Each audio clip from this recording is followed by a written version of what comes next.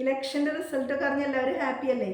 ചില ആളുകൾ നമ്മൾ ഉറപ്പായിട്ടും തോൽക്കുന്നു പ്രതീക്ഷിച്ച ചില സ്ഥാനാർത്ഥികൾ വിജയിച്ചിട്ടില്ലേ, അവരുടെ വിജയത്തെ നമുക്ക് പറയാം അൺഎക്സ്പെക്റ്റഡ് ട്രയംഫ് അല്ലെങ്കിൽ ഫോർഷേഡ് വിക്ടറി അല്ലെങ്കിൽ എന്താ പറയുക ലക്കി ബ്രേക്ക് എന്നൊക്കെ പറയാം. അവരുടെ മൈൻഡ് സെറ്റ് എന്താ?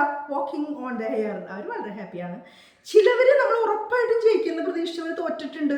അപ്പോൾ അവരുടെ തോൽവിയെ നമുക്ക് പറയാം എ ഷോക്കിംഗ് ഡിഫീറ്റ് അല്ലെങ്കിൽ ഫോൾ ഫ്രം ദ ഗ്രേസ് അല്ലെങ്കിൽ ബിറ്റർ ലോസ് എന്നൊക്കെ പറയാം. അവരുടെ മൈൻഡ് സെറ്റ് എന്താ? അവർ ഒരു എന്താ പറയുക റിയാലിറ്റി ചെക്കിലായിരിക്കും. ഇത് യാഥാർത്ഥ്യം ഉൾക്കൊള്ളാനുള്ള ഒരു മാനസികാവസ്ഥയിലായിരിക്കും. അവർക്ക് നമുക്ക് പറയാം സ്റ്റണ്ണിങ് അപ്സെറ്റ് ആയിരിക്കും അവർ. ചില സ്ഥാനാർത്ഥികൾ ഇനി എന്നും വിജയിക്കുന്ന ആളുകളുണ്ട് അല്ലേ, അവരെ നമുക്ക് പറയാം they are in the drivers seat എന്ന് പറയാം. അവരുടെ ഒരു വിന്നിങ് സ്ട്രീക്കുകളാണ് അവർ. അവരുടെ മൈൻഡ് സെറ്റ് എന്താ? അവരെപ്പോഴും on the top of the world. അവരെന്നും വളരെ ഹാപ്പിയാണ്. ചിലവർ ഉറപ്പായിട്ടും തോൽക്കുമെന്ന് അറിഞ്ഞിട്ടും ഇലക്ഷൻ നിൽക്കുന്ന ആളുകളുണ്ട്. അവർ ശരിക്കും പറഞ്ഞാൽ സെൽഫ് ഫുൾഫില്ലിംഗ് പ്രൊഫസിലാണെന്ന് പറയാം. അതായത് എക്സ്പെക്ട് സംതിങ് ടു ഹാപ്പൻ. അവർക്ക് ഉറപ്പാണ് അവർ തോൽക്കുന്നുള്ളത്.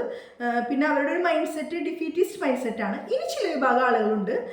ചില ആളുകൾ ഉറപ്പായിട്ടും ജയിക്കേണ്ട ആളുകളാണ്. സ്വന്തം വീട്ടിലുള്ളവർ പോലും വോട്ട് ചെയ്യാതെ, മീൻസ് സ്വന്തം പാർട്ടിക്കാർ ചതിച്ചതുകൊണ്ട് തോറ്റവരുണ്ട്. അവർക്കൊരു ബീട്രിയൽ ഫീലിംഗ് ആണ്. അവർക്കൊരു സ്റ്റാബ് ഇൻ ദ ബാക്ക്, പുറകിൽ നിന്ന് ഒരു കുത്തുകൊണ്ട ഒരവസ്ഥയാണ്.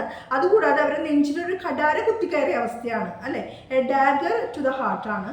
അപ്പോൾ അവർ എന്താ പറയുക അവരുടെ ഫീലിംഗ് വളരെ സാഡാണ്. ഇനി നിങ്ങളുടെ സ്ഥാനാർത്ഥി ഇതിൽ ഏത് വിഭാഗത്തിൽപ്പെട്ടതാണ് എന്നുള്ളത് നിങ്ങളൊന്ന് അവർക്ക് വീഡിയോ അയച്ചു കൊടുത്ത് ചോദിക്കുക.